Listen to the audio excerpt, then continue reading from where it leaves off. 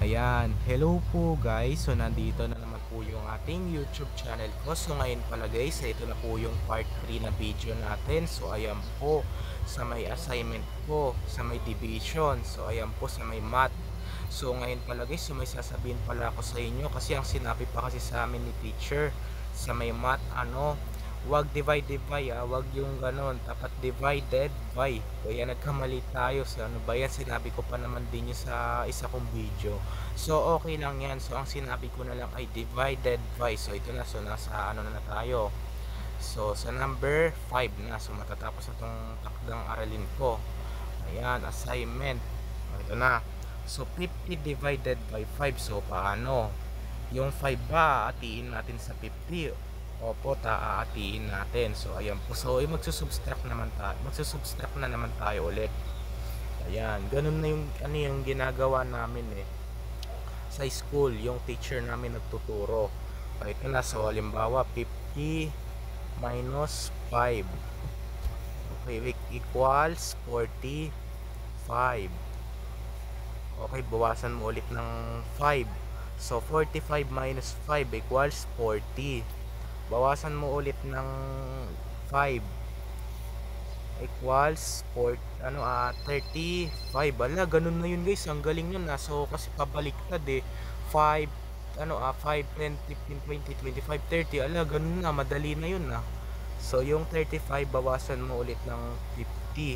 Hindi pala, hindi pa yan, 50 tuloy 5. Ayan, equals 30. Bawasan mo ulit ng 5 equals 25. Bawasan mo ulit ng 5 equals 20. Bawasan mo ulit ng 5 equals 20, 15. Bawasan mo ulit ng 5 equals 10. Bawasan mo ulit ng 5 equals 5. Bawasan mo ulit ng 5 equals 0 na, so nothing na. So bilangin na natin yung na minus natin na 5.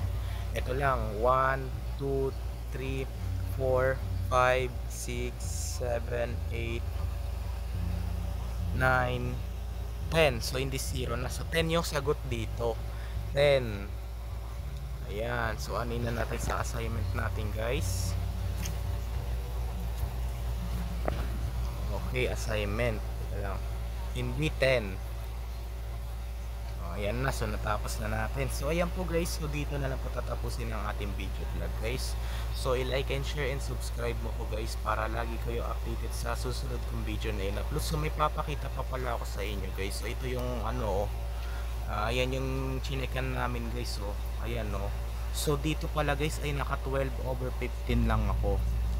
So sa ang subject pa rin yan ay math.